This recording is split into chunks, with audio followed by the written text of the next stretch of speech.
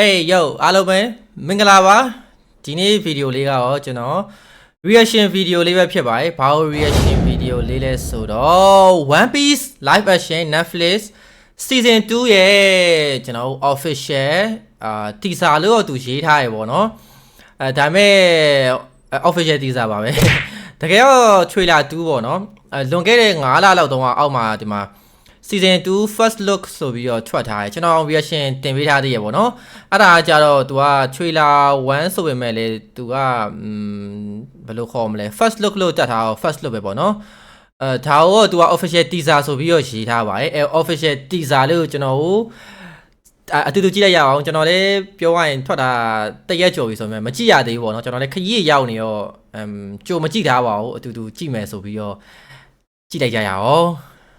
တမ်နေမှာကျွန်တော်ရဲ့မမနီကိုရောဘင်လေးကိုမြင်ရရပေါ့နော် Okay let's go ကျွန်တော် first look trailer မှာတော့ကတော့ဒီမှာ whiskey pea တို့ဘာတို့ပေါ့နော် lockdown တို့ပြီးရင်ကျွန်တော်ဟိုက brookie တို့ဘာကိုမြင်လိုက်ရရပေါ့နော် brookie တို့ robin ကိုလည်းနည်းနည်းပြသွားပါတယ် smoker ပါသွားတယ်ပြီးတော့ကျွန်တော်ရဲ့ little garden လေးလည်းပြသွားတယ်နော်vv နော် vv number 3 vv ပြသွားတယ်အဲ့လိုမျိုးလေးနောက်ကနေပြီးတော့ကျွန်တော်တို့ဟိုဟာဗာလဲ Avida ပိန်သွားရဲ့ဟာလားမသိဘူးအဲ့လိုမျိုးဟာလေးဘာညာပေါ့နော်အဲ့မြင်လိုက်ရပြီးတော့လာဘုံလေးလည်းမြင်လိုက်ရပါတယ်အခုတော့ဘာဆက်ပြီးတော့ပြမလဲဆိုတော့ကြည့်လိုက်ရအောင်ဗျာ Okay let's go ခဏနဲ့အတန်လေးချဲ့ထားလိုက်မယ်အတန်ရမ်းကျဲသွားအောင်မယ်ကျွန်တော်အတန်တိုးရမှာဆို Okay let's go ဂျာဒန်ဂျာဒန် At first they were merely a rumor. Oh, Mr. Tree! A dark whisper. Mr. Tree, Mr. Tree! At first they were merely a rumor. Mr. Tree ကဟိုပါနော် Mr. Tree က Hollywood ကအချာပဲဗျသူကဘယ်လိုခေါ်မလဲကျွန်တော်တို့ Pokemon တို့ဘာလို့လုပ်လိုက်သေးရပေါ့နော်ဟို Suicide Squad တွေပါရေးမှာအားလုံးမြန်မာတမ်းမိလောက်မှာပါအချာတော့ A dark whisper. Vivi They are Baroque works. Sound through Oh Baroque work Baroque ဆောက်ပါပြီ Juan Island ခဏနေThey are Baroque works. Baroque works ဒီမှာ VV ပေါ့နော် VV ရောတည်တဲ့အတိုင်းပဲခန္ဓာရဟာဆိုတော့သူက activate ပို့ဖြစ်အောင်လို့ဒီဘက်နည်းနည်းကျွန်တော်ဘယ်လိုခေါ်မလဲနည်းနည်းအာရတ်ဘက်ကအသားရည်မျိုးသူကသုံးမိထားပါဘောနော်ပြောရရင်အိုဒါကိုတိုင်ကလည်းအဲ့လိုပြောထားပါတယ်တကယ် VV ကအပြင်မှာလာဆိုရင်သူကအသားညို့မယ်ဆိုပြီးတော့ဗောနော်ဒါကိုကျွန်တော်အရှင်း trailer မှာရပြောထားပြီးတာပါတချို့ရောက်တော့ဘောမကြရောရှိရပါဗျာဒါပေမဲ့ activate တော့ပို့ဖြစ်သွားပြီဗော live action ဆိုတော့ရုပ်သိရှိအောင်ရရတာ哦ဒီဘက်ကဒုတိယမြောက်အကွက်ကတော့ Miss Golden Week ပေါ့နော်ဒါ Mr. Tree နဲ့တွဲတဲ့ Miss Golden Week ပါကျွန်တော်ဟိုတော်တော်လေးတိုင်ပတ်သွားရပေါ့နော်လူဗီယိုအောင်မှာဟိုဗာလဲသူပကြီးရေးပါဆွဲပြီးတော့လေစိတ်ကိုနည်းနည်းလေးပြောင်းလိုက်တာပေါ့အဲ့လိုမျိုးဟိုဘက်ထောင်ဆောင်ကတော့ Mr. Fight ပေါ့နော်သူကသူ့ရဲ့ဟိုအဖက်လေးနဲ့ပေါ့နော်လိုလေးပြစ်တာပေါ့ Okay Mr. Tree They're an organization of assassins. Assassin organization ဖြစ်ပါလေကျွန်တော်ဆိုလိုရဲ့ Juan Island outfit က of assassins. မိုက်တယ်ဟာဟိုတည်းအတိုင်းပဲOh, Mary! It's the absence of hope. Tima. Never find the one piece. My friends. My dear, to Hawaii, Together. Trust ya. There's nothing we can't take on. So you're captain of the Straw Hat Pirates. Captain of the Straw Hat Pirates. Kitty Luffy. Woo! You might think you're unstoppable, but your friends ဒါရွက်လိုင်းအောင်ဖြတ်တာတော့ aren't made of rubber. Oh, ရောက်ရေ Oh my god, Mr. Tatin နဲ့ Miss Friday. ဟာရောက်ရေ share ပဲ Mr. Tatin နဲ့ Miss Friday ဟုတ်တယ် But your friends ပြောရရင် तू ကနည်းနည်းတာဝန်မကြီးတဲ့သူတွေကိုလိုက်ပြီးတော့အနောက်ကနေပြီးတော့လက်စလိုက်ဖြောက်တဲ့နှစ်သွဲပေါ့နော် Mr. Tatin aren't and Miss made of Friday. rubber. မင်းရော rubber နဲ့လုပ်တယ်ဒါပေမဲ့မင်းတကယ်ချင်းနေရရော rubber နဲ့လုပ်တာမဟုတ်နိုင်ပါဘူးတဲ့ But your friends aren't made of rubber. ဒါပေမဲ့ကျွန်တော်တို့ဒီ season 2မှာရောကျွန်တော်ရဲ့ Nico Robin Miss or Sandy ကတော့ villain ပုံစံမျိုးပဲဖြစ်မှာပေါ့နော်ကျွန်တော်တို့ Vance ပုံစံမျိုးပဲဖြစ်မှာပါ Mr. Tadin အောက်က Miss Friday ရောက်ရေ Oh my god အော် Mr. 3ရဲ့ဟိုဟာလေးနော်ဖျောင်းအိမ်လေး Gotta be နောက်ကကျွန်တော်စမ်းကြည့်my name is Mr. Prince ဘာညာဆိုပြပြောလိုက်တာအဲ့အိုးအဲ့ဒါ Miss Valentine ဖြစ်မယ်ကီလို fruit စားတာ哦 you gotta be ဟုတ်တယ် Miss Valentine ကီလို fruit အာဒါဟိုဖြစ်မယ်နော်ကျွန်တော်ဟိုဟာ whiskey pea ဖြစ်မယ်ဗျ whiskey pea မှာသူစပြီးတော့စုံတဲ့အခန်းVivi ကပြောရရင် Vivi ရဲ့ identity စပေါ်သွားရဲ့အချိန်ပေါ့နော်သူက princess တပါးဆိုပြီးတော့အမှသူထွက်ပြေးကြ Vivi ကိုခေါ်ပြီးတော့ဒါကတော့ကျွန်တော်တို့ Mr. 9ပေါ့နော် Mr. 9ဆိုတာက Miss Wednesday call Vivi နဲ့တွဲတဲ့ဘဲလေးပေါ့နော် Yes ရောက် These guys are unstoppable! ရောက်ရေအိုးအေးကွယ်ဟောအေးဘောဘာပဲပြည့် VVR လေးညိုအေဂရန်လုံးကလည်းလိုက်ညိုအောင်ပါအဲ့တော့ကျွန်တော်တို့ဟိုဘက် King Cobra ပေါ့နော် Cobra တို့ဟိုဘက်ကကျွန်တော်တို့အလူဘာမာဘက်ကဟာအကုန်လုံးကအလာဘက်စတာအတခုလုံးကလူတွေအကုန်လုံးကညိုတော့မှာဗျအသားကြီးကအဲ့ရသူတွေကိုကျွန်တော်တို့ဖြူဖို့မျောနေလို့မရတော့ဘူးပေါ့နော်ဘာဖြစ်လဲဆိုတော့အဲ့ဘက်ကဂန်နာရဘက်ဆိုတော့အကုန်လုံးကတပြုတ်လုံးညူတော့မှာဒါမဲ့စပင်ရဖြူပြီးတော့ဒီနေ့ကိုတိုင်ပတ်နေရပေါ့အဲ့ဒါဟိုပါပေါ့နော်သူ့ရဲ့အပေါ်က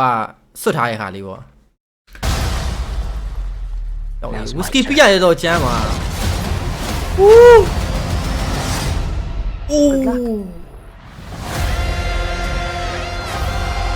ချော်ပါလေးမပြဘူးလားချော်ပါလေးချော်ပါလေးနည်းနည်းကိုပြလိုက်ပါကွာဟိုမှာ test တောင်သူလောက်ပြီးွားရီကို first တောင်မှပြရွားရီချော်ပါမပြသွားဘူးဗျပြန်ကြည့်မယ် duffer. ချော်ပါပုံကပြရွားပြီဒါမဲ့ဒီတီဇာရေးမှာမထည့်တော့ဘူးဒါဆိုကျွန်တော်ထင်တော့ trailer ဆိုပြီးတော့တက်ထပ်ထွက်အောင်ပါပဲဘာဖြစ်လဲဆိုတော့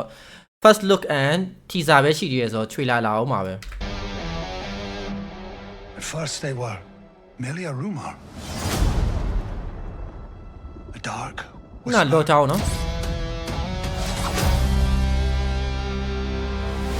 ကျန်းပါ whisper, baroque works. They're an organization of assassins. Joseph ကျွန်တော်ရဲ့ cast ကဘာဖြစ်မလဲဟိုက Drunk Castle ပဲပေါ့နော်သူက Drunk Island တို့မဟုတ် Sakura Kingdom ခေါ်မလားအဲ့ဒါကကျွန်တော်တို့Chowda Kueha တို့ဘာတို့ပေါ့နော်အတူနေရဆိုတော့တကယ်တော့ Chowda Kueha မဟုတ်ဘူးနော်အဲ့ဒါဟိုဝါဘူးလည်းမပြသွားအောင်နော်ဝါဘူးလည်း first look ပြပြီးသွားပြီဒါပေမဲ့ဝါဘူးဒီမှာမပါသေးဘူး trailer အတွက်တိန်းထားတာဖြစ်မယ်ကျွန်တော်ဝါဘူးရဲ့ castle ပေါ့နော်ပုံမှန်ဆိုရင်တော့ဝါဘူးမရှိတော့ဟိုဘက်က Kueha ဟိုကဆက်နေရ Organization of assassins. Joseph Fleur.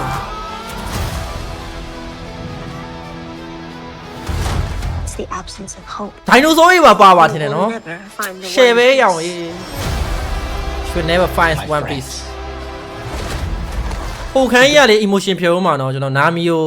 အဲ့ကျွန်တော် Drunk Castle အထိရောက်အောင်လေလူဗီလေးပါဇက်နဲ့ကိုက်ချီပြီးတော့စန်ကြီးကိုလည်းခေါ်ပြီးတော့အဲ့ဒါကြီးက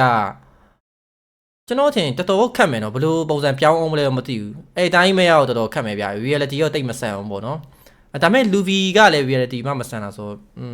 တော့မင်းတော့လို့ရရပေါ့နော်ဒါပေမဲ့ဘယ်လိုရှိုင်းရင်တော့ခတ်မယ်ဗျာတယောက်ကိုထန်တယောက်ကိုပါဇက်ကကိုက်ပြီးတော့တိုင်တော့ပတ်နေမယ်ပေါ့နော်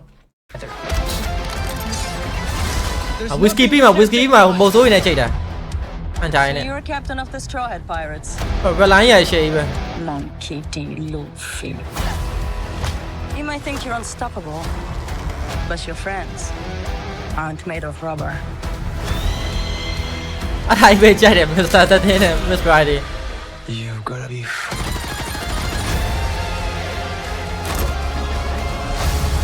dun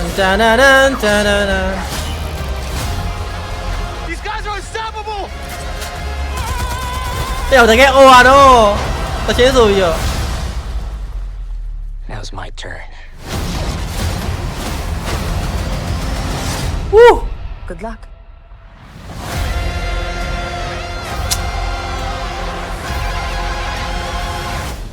ကျွန်တော် Robin Tran လေးရောအပြတ်တက်ကိုနော်ပြတ်တက်ကိုလှပါပြတ်မလီလှပါပြတော့မှာ Okay အဲ့ဒါပါပဲဟို first look ဟာရတူ TikTok မှာတော့ကျွန်တော်တွေ့ရဗျာလား TikTok တစ်ချက်သွားကြည့်တော့အောင်မယ် TikTok မှာတော့တွေ့လိုက်တယ်ပေါ့နော်အဲ့ One Piece တော့ကလေတစ်ချက်သွား show လောက်အောင်မယ်ဒီဘက်ဒီမှာလာမတင်ဘူးလားမသိတော့ shock ထဲမှာshock ထဲမှာမတင်တော့ပေါ့ One Piece Netflix ခဏကျွန်တော်ပြမယ်အဲဝါဘူးရဲ့ဒီဇိုင်းကိုပြရင်တော့လုံးဝ shade live action ပေါ့နော်သူ official account ရှိရ TikTok account ဟောဒီမှာ One Piece Netflix yes ဒါလေးရောက်ချော့ပါလေးပေါ့နော်အော်ဒါလည်းမထည့်ဝအောင်နော်သူဒါလေး clip လေးတင်ထားသေးရချော့ပါလေး What are you? Are you feeling စစ်စ better? ရာလေးဖောင်နေပြောင်းတော့ဘယ်လိုနေမလဲမသိဘူးဒါဘေးနား voice actor 기분 ဒါ Japanese tab ပေါ့နော် ¿Cómo está? ဟောတော့ tab တွေပေါ့ Everything I've done is for the One Piece.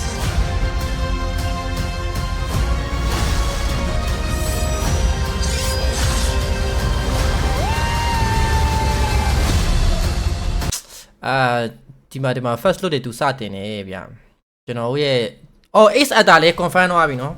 Ace Atta ကဟိုဟာရဲ့ရလေ Cobra Kai နဲ့ရလေဟလား Cobra Kai နဲ့ရ Atta Ace Atta ဒါ Huge explosion. ဒါကျွန်တော် Ace နေရာမှာ Steps out of the flames. တရုပ်ဆောင်မဲ့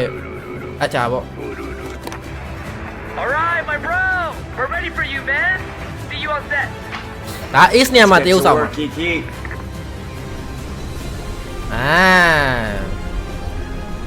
ဒါ season 3မှာလာမှာနော်ဒါဆိုရင် season 2မှာက Ace မပါသေးဘူးပေါ့ season 3မှာပါမယ်ဆိုတော့ကျွန်တော်ထင်တာတော့ season 2က Alabasta စရောက်တဲ့အချိန်မှာပြတ်သွားမယ်တဲ့ဟုတ်လား Crocodile လည်းမပါတော့သေးဘူး season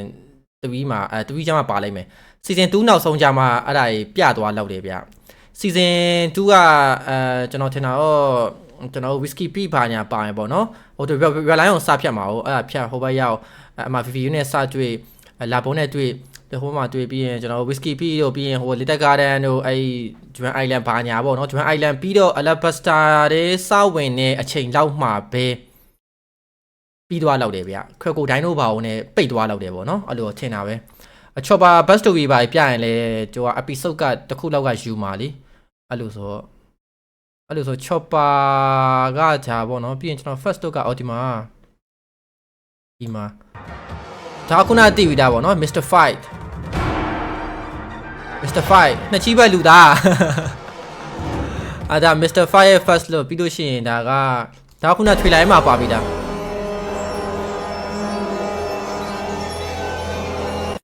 ဒါကျွန်တော်တို့ VV နဲ့တွဲတဲ့ Mr. 9ပေါ့နော်ဒီမှာဝါပူးရရှေကြီးပဲကြောက်ဖို့အောင်ကောင်းတယ်ရှိုးလာအောင်ဝါပိုးယူကဲဆိုတော့က yep release date လေးတခြားလေးပြန်ကြည့်လိုက်အောင်မယ်မကြည့်လိုက်ရအောင်ဟိုတွား hype နေရ Mustang နော် Mustang ဆိုမလိုဘူးပဲဗျသူကတစ်နှစ်ကို season တစ်ခုတော့ထွက်မှရမယ်ဘာလို့လဲဆိုတော့ season တွေကအရန်ချွားသွားလို့မရဘူးဗျာတည်ရတိုင်းပဲ One Piece ကရှေ့ကျော်နေရဆိုအခုမှAlabasta မပြီးသေးဘူး season 3မှာ Alabasta ပြီးမယ်ဆိုရင်ကြတော့လေနောက်ပိုင်းကလာမယ့်ဟာကြီးက Sky Island နေပါရဲ့ Sky Island ကလည်းဖြုတ်လို့မရဘူးဗျသူကဟိုပါဆိုတော့လေခံနှုံးမဲဆိုတော့ Sky Island ကကျွန်တော်တို့အင်းနယ်ကလည်းနောက်ပိုင်းပြန်ပါရင်လည်းပါလာနိုင်နေရဆိုတော့လေ Sky Island လည်းဖြုတ်လို့မရဘူးပြီးတော့နောက်ပိုင်း Sky Island ပြီးရင်လာမယ့်ဟာကြီးလည်းရှိသေးတယ်တတိတိုင်း Australia Bat တို့ဘာတို့ပေါ့နော်အများကြီးရှိသေးတယ်။ island တွေတွားကြည့်လိုက်အောင်မယ်။အဲ့ဒီအောင်မေ့ကုန်ပြီ။အဲ့ဒီအောင်မေ့ကုန်ပြီကျွန်တော်ဒီမှာပေါ့နော်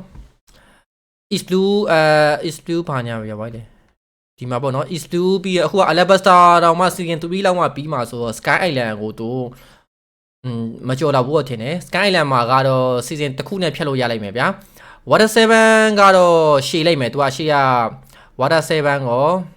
ဟိုရှေ့မှာလည်းရှိသေးရောလေ အဲ့တော့ in lobby ရပါလေရှိသေးရောဒါပေမဲ့ water 7လည်းဖြတ်လို့ရပါတယ်သူကဇလိုင်းတာရှည်နေရလေအတ္တရနဲတယ်ဆိုတော့ဗျာအဲ့တော့ water 7 season တစ်ခုနဲ့ဖြတ်ရွှေလာဘက်ကို season တစ်ခုနဲ့ဖြတ်ပြီးရင် summit war saga ကတော့ season များလိမ့်မယ် impact ထောင်းသွားတာတွေရော hancock စီရောက်တာတွေရောအများကြီးပဲဗျာတလားအဲ့အများရေပေါ့နော် summit war တော့တိုင်ပတ်လိမ့်မယ် summit war ပြီးရင်တော့တော်တော်မိုက်သွားပြီ fishman တို့ Travelsa တို့ Hogate war တို့အခုအချတ်တို့ Abbott တို့အဲ့တော့နောက်ထပ်10နှစ်လောက်နေတော့မှပြီးချင်မှပြီးအောင်မှာလိုက်ရရှင်ရလေတရုတ်ဆောင်နေရလေအသက်ကကြီးမှာဗျာနာမီအတ္တာဆိုရင်အသက်တော်ကြီးနေပြီ तू နောက်10နှစ်လောက်ဆိုရင် तू က40လောက်ဖြစ်သွားပြီဗျာတလားအဲ့တော့နည်းနည်း40ကျော်သွားပြီပေါ့နော်အဲ့တော့10နှစ်လောက်နဲ့တော့ဖြတ်မှရမှာဆိုတော့မျော်လင့်ပါရဲ့ live action ကိုကျွန်တော်တို့ One Piece ဇလန်အဆုံးထိရိုက်နိုင်ကြဖို့မျှော်လင့်နေပေါ့နော်စပြီးရင်တော့ဆုံးမရအောင်ပါလေသူစကိတ်လိုက်ပြီပဲဟုတ်တယ်မလားစကားကြီးမှာများတော့ဒါပဲကျေးဇူးအများကြီးတင်ပါတယ်ဗီဒီယိုလေးကို like လေးနှိပ်ပြီးတော့ subscribe လေးမလုပ်ရရင် channel လေးကိုလုပ်ပေးတော့ခဲ့ကြပါဦးကျေးဇူးအများကြီးတင်ပါတယ် by the way ကျွန်တော် post တင်ပေးထားတဲ့အတိုင်းပဲ One Piece က April မှာပြန်ထွက်မယ်နောက်ထပ်3လလောက်ထိOne Piece မထွက်သေးဘူးပေါ့နော်ဟို Abbott John ကအဲ့ကြမှာပြန်ထွက်ပါလိမ့်မယ် animation တွေပိုကောင်းလာပါလိမ့်မယ်ပြီးတော့